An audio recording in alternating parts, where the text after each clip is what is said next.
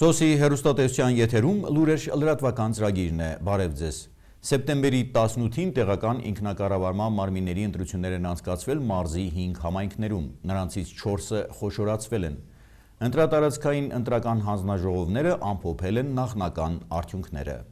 Թիվ 38 ընտրատարածքային ընտրական հանձնաժողովը գումարել էր հերթական նիստը օրակարգում սեպտեմբերի 18-ին կայացած տեղական ինքնակառավարման մարմինների ընտրությունների նախնական արդյունքների ամփոփումներ։ Նախագահ Սերգեյ Սարգսյանը Քաջարյանի համայնքի ղեկավարի եւ ավականու անդամների անցողիկ միավորները հայտարարեց։ Քաջարյանում ընդամենը 3 տեղամասեր գործում քվեարկության իրավունք ունեին 5166 քաղաքացիներ։ Քվեարկության մասնակցել են 4226 Այդ թվում նույնականացման քարտի քվեարկության մասնակիցները 1465, հատկացված ելունները, ինչպես գիտեք, 3-5% առավելությամբ 5237 ըստ ելունների, անվավեր քվեաթերթիկների թիվը 35, ուրեմն Փարամազյան Մանվել Վերժիկի 3983 ձայն, Տեխնազույի դեմ քվեարկած քվեաթերթիկների թիվը 208, քվեատփում արկա սահմանած նորոշի քվեարկության ծրագրերի թիվը 4226, անճշտության գումարային չափը 0։ Քաջարյանում համայնքի ղեկավարի պաշտոնի համար պայքարող միակ տեխնացուն ինքնաառաջադրված Մանվել Փարամազյանը նախնական տվյալների համաձայն դարձավ Լեռնագործների քաղաքի թվով 8-րդ համայնքի ղեկավարը, որը նաև նոր ավականու կազմով իր գործունեությունը կսկսի օրենքով սահմանված ժամկետում։ Մեղրիի 15 ընտրական տեղամասերում քվեարկելու իրավունք ունեին 8926 բնակիչներ, իրենց քաղաքացիական պարտքը կատարեցին 6407-ը, անվավեր է ճանաչվել 127 քվեաթերթիկ։ Զաքարյան Մխիթար Սերյանի կողմ քվեաթերթիկների թիվը 6099, դեմ քվեարկած քվեաթերթիկների թիվը 1083,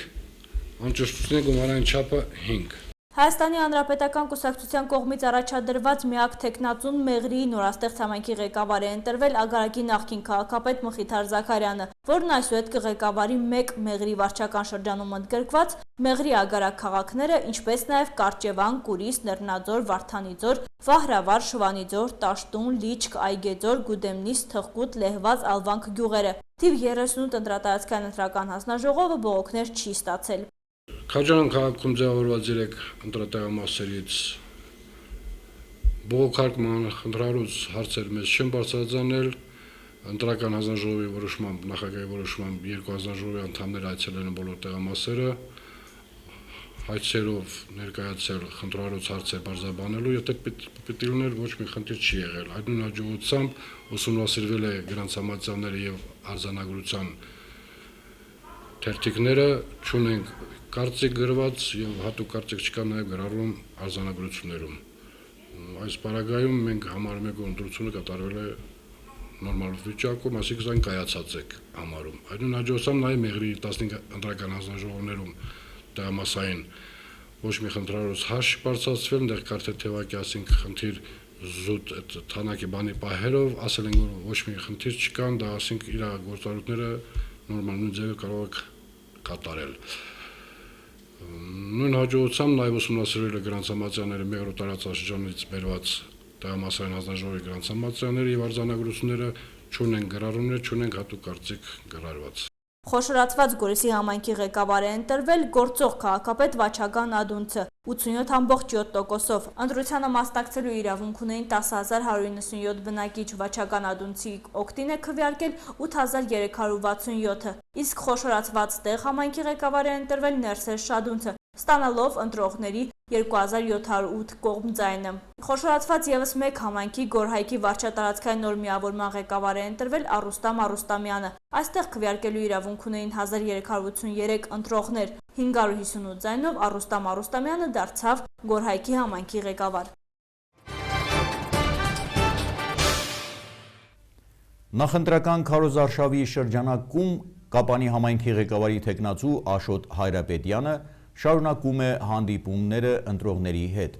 Հեռավոր թաղամասերում բնակիչները խոսել են ոչ միայն կատարված աշխատանքների մասին, այլև ուշադրություն են հրավիրել հրատապ խնդիրների վրա։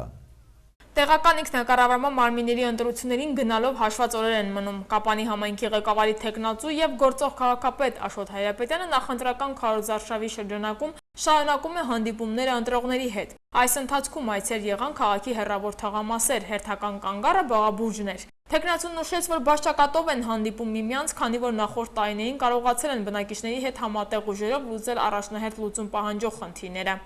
Առաջին ծիծեռնակը հավանաբար նա էր, երբ Կենցաղի տան կցակառույց այդ սանհանգույցները նորոգվեցին, դա արդեն խոսում էր նրա մասին, որ հայոց թաղամասի բնակիչները ցանկությունն են մասնակցելու մեր ունեցած խնդիրների լուծմանը։ Հավանաբար, եթե հերթականությունը չեմ խախտում, հիշողությունը չի դավաճանում, դրանից հետո մենք ունեցանք արդեն իսկ բարեկարգված կանգառի տարածք, տեղադրված կանգառ,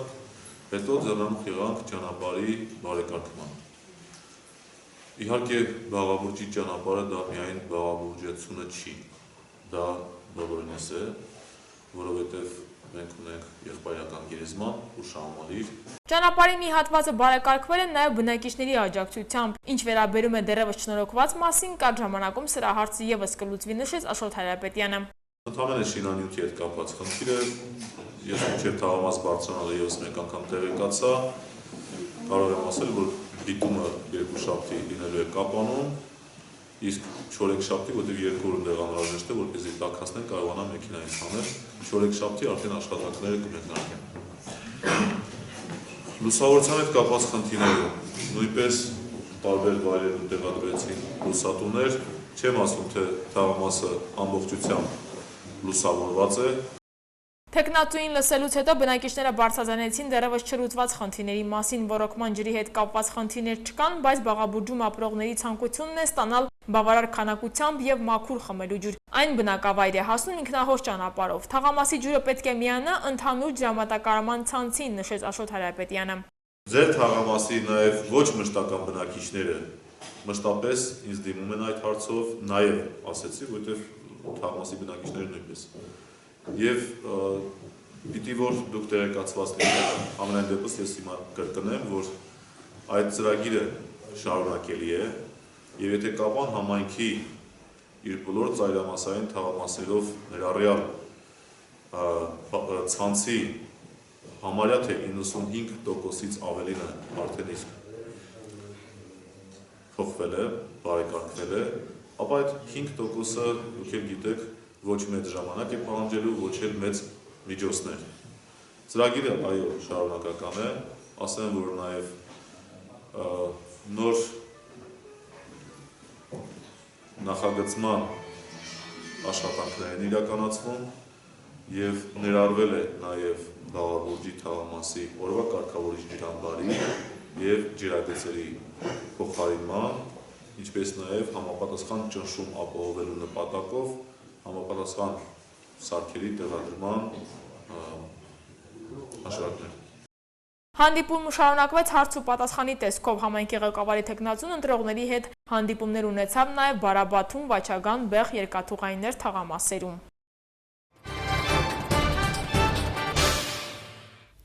Կապանի շինարարների թաղամասի բնակիչները հանդիպեցին համայնքի ղեկավարի թեկնածու Արթուր Մարտիրոսյանի հետ։ Բնակիչները բարձրացրին իրենց հուզող հարցերը, թեկնածուն էլ ընդգծեց, որ ընտրվելու դեպքում պատրաստ է ծառայելու իր համայնքին։ Կապանի համայնքի ղեկավարի թեկնածու Արթուր Մարտիրոսյանը շարունակում է նախընտրական այցերը թաղամասեր սեպտեմբերի 18-ին թեկնածուն շինարարների թաղամասի բնակիչներին հանդիպեց։ Եկել եմ ձեր հոգսերը լսելու, ազատ, անկաշկանդ հարց ու պատասխան եմ ակնկալում, հավաքվածներին դիմելով նշեց թեկնածուն։ Շատ ուրախ եմ, որ ես տեղակայել եմ դրել ես։ Ես քո աշխատանքը քո ծառայությունը լավ է։ Հիմա ինչ եմ խնդրում։ Ավելի ճիշտ ասեմ, ինչպես որ ծառայել ես հայրենիքին, ժողովրդին, արդյոք եթե ընտրվես նույն ոճով, նույն տեսով, մեր քաղաքի բայելամա, մեր քաղաքի համար ինչ որ մի որ բան կլինի, թե քաղաք գործառնած կգնա։ Ես նորովին որ մղնել եմ ձևողությամբ, եթե ընտրվեմ, չեմ աշխատել, էլի ծառայել եմ։ Ծառայել եմ որն է, Համայնքի ղեկավար, քաղաքապետ ինչ որ ասում եք, ով է, մեր քաղաքացիներից մեկը, ասիկը փող կապա չի, որ պիտի փոխի կամ այնքան մեծ պաշտպան չկա, անցողի ժամանակավոր բանա, պիտի ժողովրդի երկնի, ոչ թե քաղաքապետը պիտի օգնի, ժողովուրդը քաղաքապետին պիտի օգնի։ Արթուր Մարտիրոսյանին ուղղված հարցադրումները բազմաբնույթ էին կենցաղային սոցիալական խնդիրներից մինչև անձնական հարցեր։ Ընտրվելու դեպքում միասին ենք աշխատելու, վստահեցրեց տեխնացուն եւ հավելեց, որ բնակիչները իրենք պետք է որոշեն իրենց թաղամասի առաջնահերթ կարիքները ու ներկայացնեն համայնքի ղեկավարին։ Թաղամասը պիտի որոշի, ոչ թե մենք։ Սպորտ հրապարակ ենք սարքելու, թե ասենք երեխաների համար շրջանակներ ենք դնելու, թե ինչ-որ մի այլ կառույցա, թաղամասը պիտի որոշի, ոչ թե նստեն սենյակներում, հիմնական խնդիրը դա է, նույնը տրանսպորտի խնդիրն է, էլի լուրջ խնդիր է, այդ հարցն էլ պիտի քննարկենք, մտածենք, էլի ժողովուրդի հետ պիտի որոշվի այդ հարցերը։ Բնակիչներից մեկն էլ հետաքրքրվեց, արդյոք տեխնացուն չի պատրաստվում վերջին պահել դուրս գալ ընտրապայքարից։ Հարցը ինքնանպատակ չէր, ըստ բնակչուհու խոսակցություններ են շրջանառվում քաղաքում։ Եթե որոշ ընկերացել է վիճերոշ գնալու, տեխնացուն շնչի հանեմ, հելանոր եք դեպը։ Տենց բան չկա։ Ինքնաառաջադրված տեխնացուն իր ծրագրերը արդեն ուղենշել է, բայց նաև կապանցիներին է հնարավորություն տրված իրենց առաջարկությունները, խնդիրները բարձրաձայնելու, վստահելու, ընտրվելու դեպքում կապանցին պահանջատիրոջ կարգավիճակում կլինի։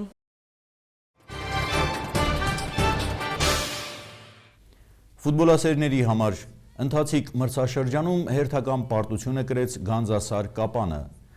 Սեփական հարկի տակ թիմը ուժերը չափեց մրցաշարային աղյուսակի երկրորդ հորիզոնականում ընթացող Ալաշկերտի հետ։ Տանտերերը չկարողացան ոչինչ հակադրել հյուրերի խաղին և պարտություն կրեցին 0-2 հաշվով։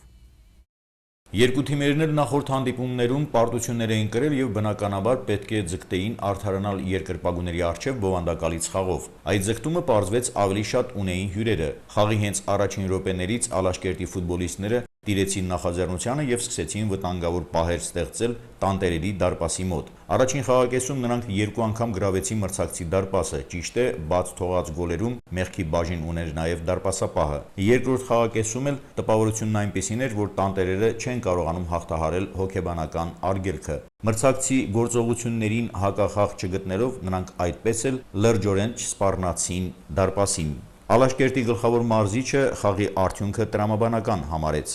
Կապանում դժվար է միշտ խաղալը, մասնավորապես այսօրվա խաղը մի քիչ ավելի մեծ նշանակություն ուներ, որովհետև մենք այս խաղից առաջ պարտվել էինք Արարատի, Գանձասարն էլ նորից պարտվել էր և կարծում եմ խաղի կարևորությունը շատ մեծ էր։ Մենք երևի կարողացանք ճիշտ կազմակերպել խաղը ու կարծում եմ, որ տրամաբանական էր մեր հաղթանակը։ Իսկ Գանձասար Կապանի գլխավոր մարզիչը պարտության համար գլխավորապես քննադատական խոսքեր ասաց դարպասապահի հասցեին։ Ասենց խաղերի ժամանակ ինչ կարելի ասել, բնական է դուք ինքներդ էլ տեսաք, բոլորս տեսանք, որ այսօր մեր դարպասապահի անվստահ խաղի պատճառով 2 գոլ ընդունեցինք շատ արագ, ոչ պարտադիր մանկական սխալներ թույլ տվեց։ Այդ գոլերից առաջ հակառակորդը մեր շատ լավ պահ ուներ, եթե գոլը մտներ, եթե նորմալ ասենք լավ գրող կազմակերպեց։ Բայց դրանից հետո մեր դարպասապահը կոպիտ սխալներ ցույց տվեց, դրանից հետո չգիտեմ դժվարացավ, իհարկե 2-0-ից հետո մի քիչ դժվարացավ։ Չնայած մենք հորդորում ենք, որ պետք է առաջի խաղակից հետո խաղան։ Ամեն դեպքում ելի եմ շնորհավորում հակառակորդին, պարտվեցինք, պետք է մտածենք, տեսնենք, չգիտեմ, շատ արագ այսպեսի գոլեր, այսպես անփույթ խաղի, ամեն անգամ այսպես անփույթ խաղալու պատճառով գոլ ուտելը, դա անհանգստացնում է, չի կարելի այդպես։ Տղեկներ չեն կարող, չեղած տեղից մենք մեզ գոլ խփեցինք, հետո ոնց խաղանք, դժվար է։ Փաստը մնում է փաստ, Գանձասար Կապանը կրեց 4-րդ անընդմեջ պարտությունը, ինչպես ասում են, լուրջ հետևություններ անելու ժամանակն է։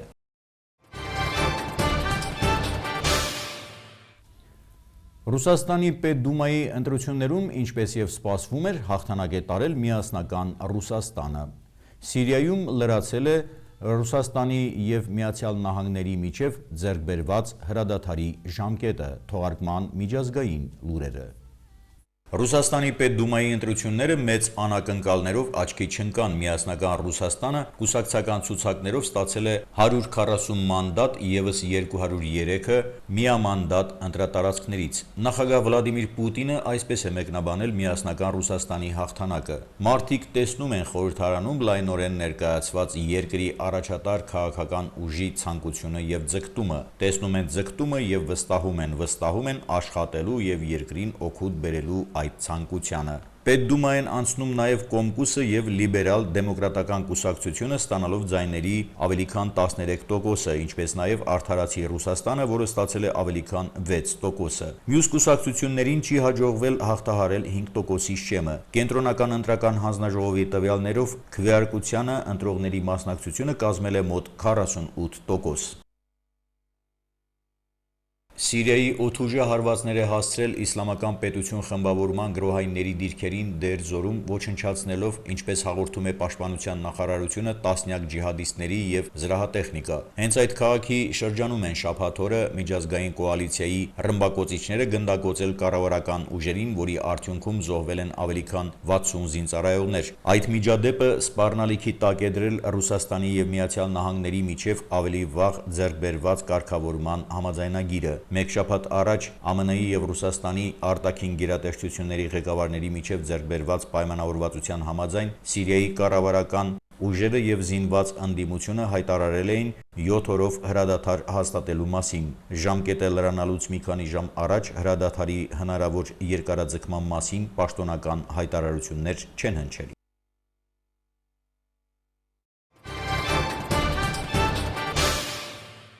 Սոսի հեռուստատեսության եթերում լուրեր լրատվական ծրագիրներ։ Ես ձեզ հրաժեշտ եմ տալիս մինչ նոր հանդիպում։